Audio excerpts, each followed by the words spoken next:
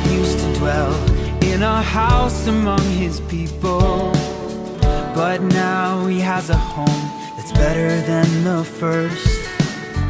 It doesn't look like a building with a steeple. Now he's living in the people of the church. Brick after brick, God is building his temple. Brick after brick, he's making it strong. With Christ the sure foundation and his people as the stones, he is building a place he can live. Brick after brick.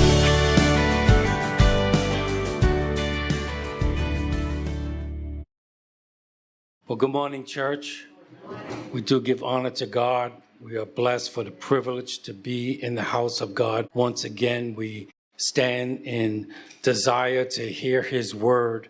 I want to share a thought with you this morning. We're going to be taking our assignment from 1 Samuel, the 17th chapter, and I'll be reading from the New International Version.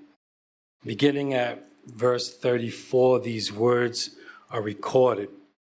But David said to Saul, "Your servant has been keeping his father's sheep. When a lion or a bear came and carried off a sheep from the flock, I went after it, struck it, and rescued the sheep from its mouth. When it turned on me, I seized it by its hair, struck it, and killed it. Your servant has killed both the lion and the bear. This uncircumcised Philistine will be like one of them, because he has defied the armies of the living God. The Lord who rescued me from the paw of the lion and the paw of the bear will rescue me from the hand of this Philistine." Saul said to David, "Go, and the Lord be with you."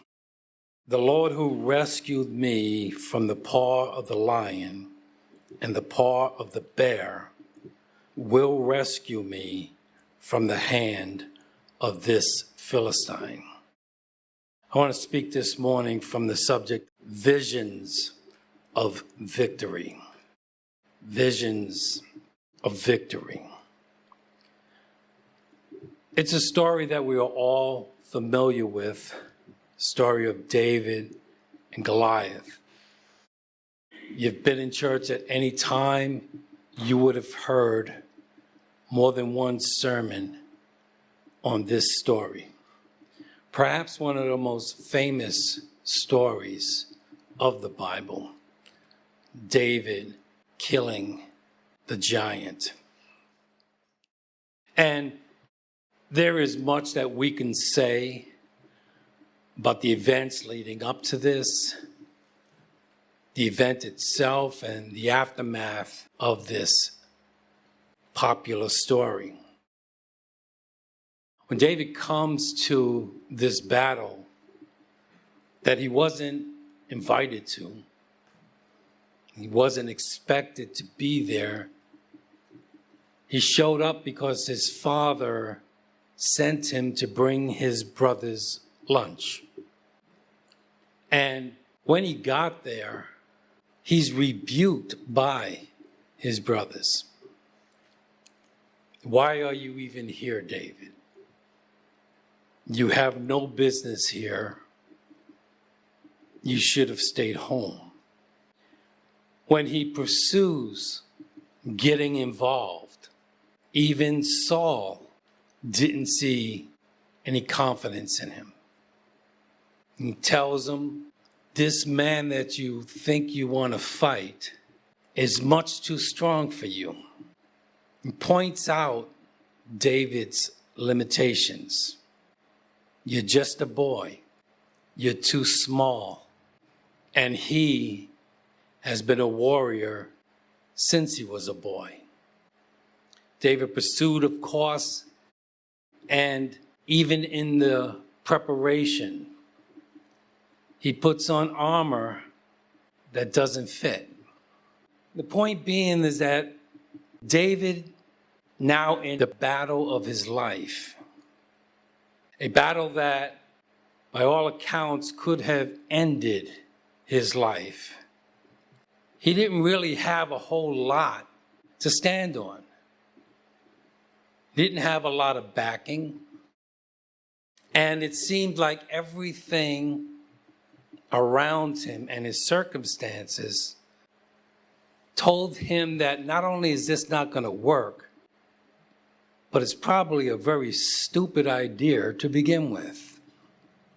So what drove David out into this battle? And he tells them, he explains it to Saul. He draws on his testimony. He draws on his past experience with God. Tells him of a time when he was doing what he was supposed to do, and a lion attacked them, tried to steal one of the sheep. And he fought off the lion. Likewise, he says the same thing happened when a bear came after my sheep.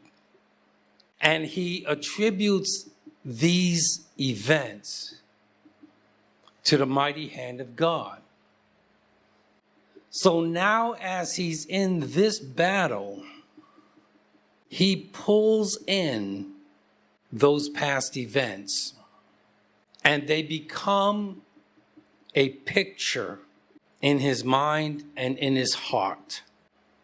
And as he stands before the fight of his life, he has an image and a vision of victory. He sees himself as victorious. He sees himself successful. He believes that what God has done for him before, he could do it now.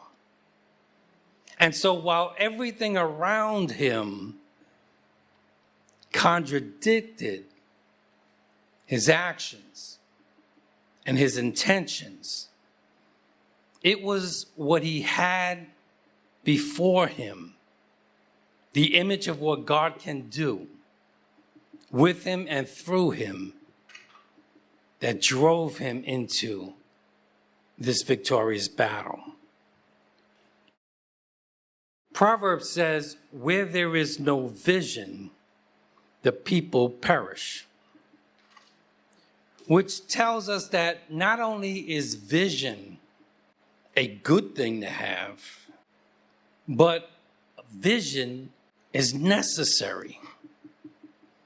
That without it, you are at an extreme disadvantage. And God has created us with the ability to see visions. And I'm not talking about spooky, supernatural things. I'm talking about pictures that God puts in our hearts that we can draw on for courage and direction and strength. We see it all through the scriptures. When God calls Abraham, after Lot had gone, the Lord said to Abram, look as far as you can see in every direction, north and south, east and west.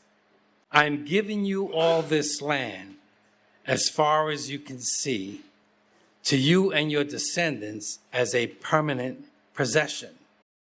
What does God do here? He has Abraham look up into the sky and see stars, an image before him, and says, that's what I'm going to do for you.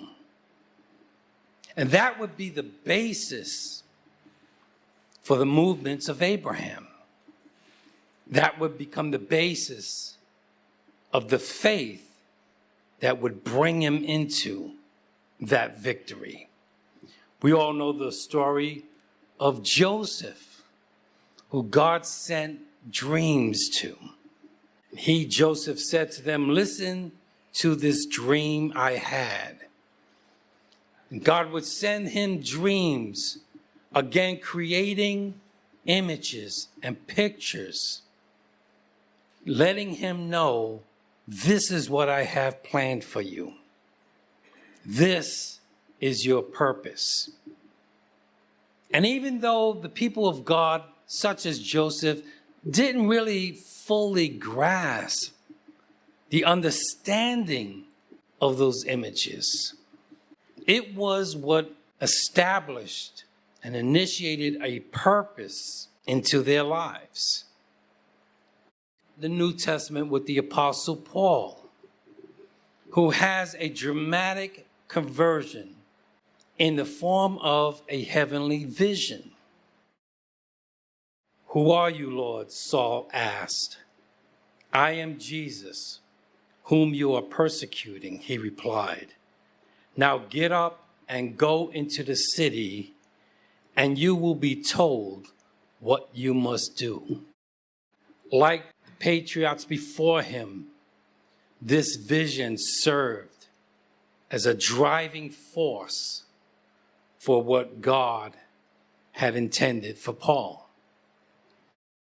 Vision is a God challenge to see things differently. Common thread through visions and dreams is that what you see is usually not what you expect. God shows a vision that says, I'm going to do something that you didn't think about, that you didn't think possible. It's a call for us to think about things in a different way. There is another dramatic story with the prophet Elisha, Elijah's protege, his disciple. Israel is faced once again with an invasion. When the servant of the man of God got up and went out early the next morning, an army with horses and chariots had surrounded the city. Oh no, my Lord, what shall we do? The servant asked. So his servant gets up and he notices he is being surrounded by an army intent on killing them. Don't be afraid, the prophet answered. Those who are with us are more than those who are with them. And of course, that made absolutely no sense to the servant. And Elisha prayed, opened his eyes, Lord, so that he may see. Then the Lord opened the servant's eyes, and he looked and saw the hills full of horses and chariots of fire around Elisha. So here, God was present, but the servant couldn't recognize it, didn't see what God was doing. And it was the vision made available to the servant that would give him the courage that Elisha had. Paul instructs, while we do not look at the things which are seen, but at the things which are not seen. For the things which are seen are temporary, but the things which are not seen are eternal. This is one of those really paradoxical statements, somewhat contradictory. We don't look at things that are seen, we look at things that are not seen. Well, we know what to do to not look at something that can be seen. You just close your eyes. You ignore it. But how do you look at something that you can't see? It really makes no sense when you think about it. How do I view what's unviewable? To understand that, we need to understand the difference between sight and vision. Sight is a natural function of the eyes. It's how God made you. Vision is a spiritual function of faith. And so we walk by faith, not by sight. Now, when we talk about faith and look into things that can't be seen, we may have heard the expression of blind faith, which is a term that I always resisted. Blind faith, the idea to believe something that doesn't make any sense. Believe something that seems unbelievable. To believe something that may be illogical. We call that blind faith. But faith is not blind. The Bible says, this is the message we have heard of him and declared to you. What's that message? God is light. In him, there is no darkness at all. So faith can't be blind. Faith just uses another way to see. And so a lack of vision will rob you of your dreams. A lack of vision will rob you of your goals. A lack of vision will rob you of your purpose. Without a vision, you just go through the motions. Without a vision, life can have no purpose. It can have no meaning. It can be mundane, fruitless, and miserable. A lack of vision will make you a slave to your circumstances. When you don't have vision, you think nothing can change. You think the way it is the way it's always going to be. And you lose your drive, you lose ambition, you lose purpose. Vision is the difference between living and simply existing. Vision is the difference between thriving and surviving. God has not called us just to exist and to survive. We are a people with a purpose. We're a people on a mission. We're a people with a drive because of vision. David in this battle draws on a vision, looking back at what God has done and believing because he has delivered me before, he can deliver me now. Sight allows you to see what is. Vision allows you to see what God can do. And it was this vision that drove David's life. And when he found himself in those dark circumstances, he drew on the visions of God.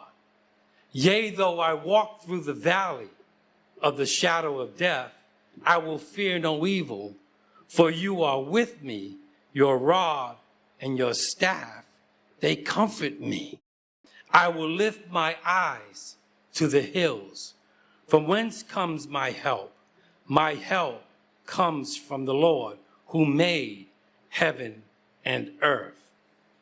The circumstances were dark, but his vision was bright. The circumstances would want him to quit, but his vision, the recognition that God is ever with me and before me, drives him forward. Following God's vision may mean not worrying about what others will think of you. Following God's vision will sometimes set you up for criticism, set you up for remarks, strange looks. It happened with Joseph. Joseph had a dream, and when he told it to his brothers, they hated him all the more. Here comes that dreamer, they said to each other. Even Paul, when he stood before Herod Agrippa and Festus, telling them of the vision he saw on the road to Damascus, sharing with them the vision that changed his life and gave him purpose. At this point, Festus interrupted Paul's defense. "You are out of your mind, Paul," he shouted. "Your great learning is driving you insane." So having vision doesn't mean everybody's going to like you. It doesn't mean everybody is going to understand you in what you're doing. And it certainly doesn't mean that problems aren't going to come in your way. Sometimes precisely because of the vision you are clinging to. Paul said, "For this reason I suffer these things. Nevertheless, I am not ashamed, for I know in whom I have believed, and I am persuaded that he is able to keep what I have committed to him until that day. What then shall we say to these things? If God is for us, who can be against us?"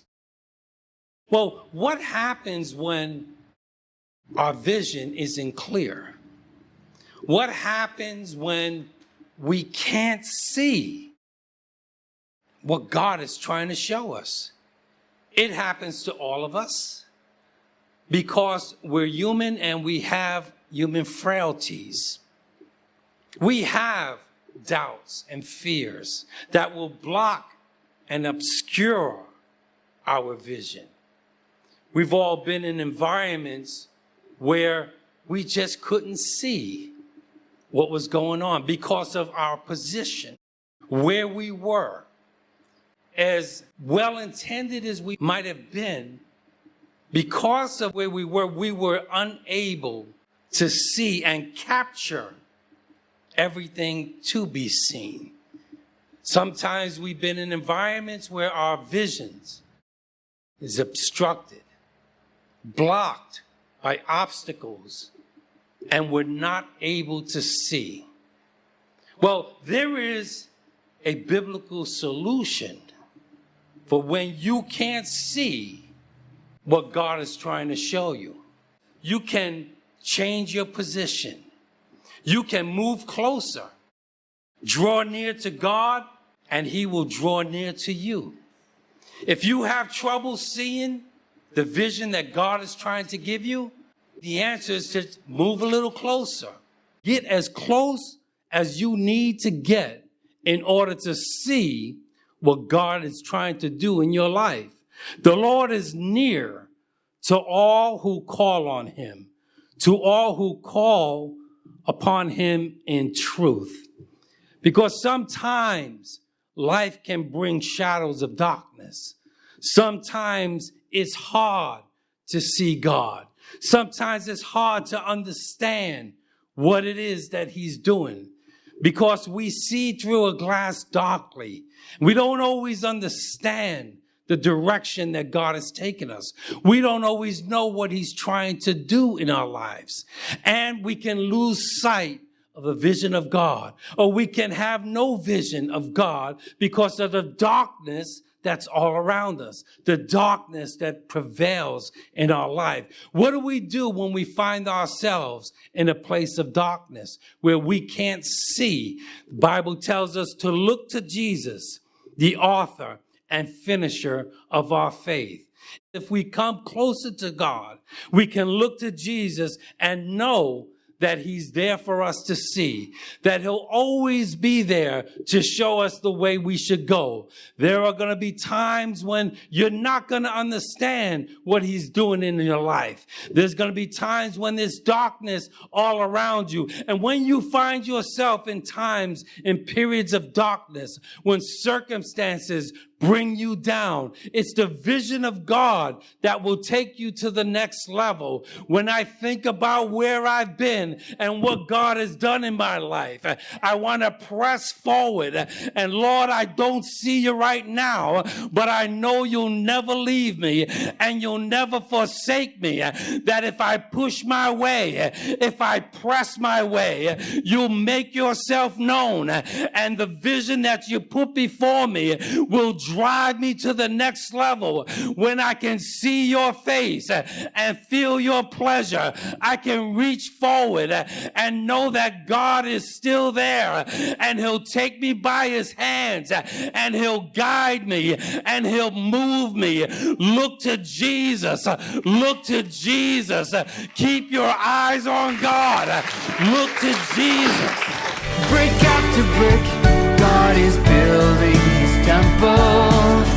Brick after brick, he is making it strong. With Christ the sure foundation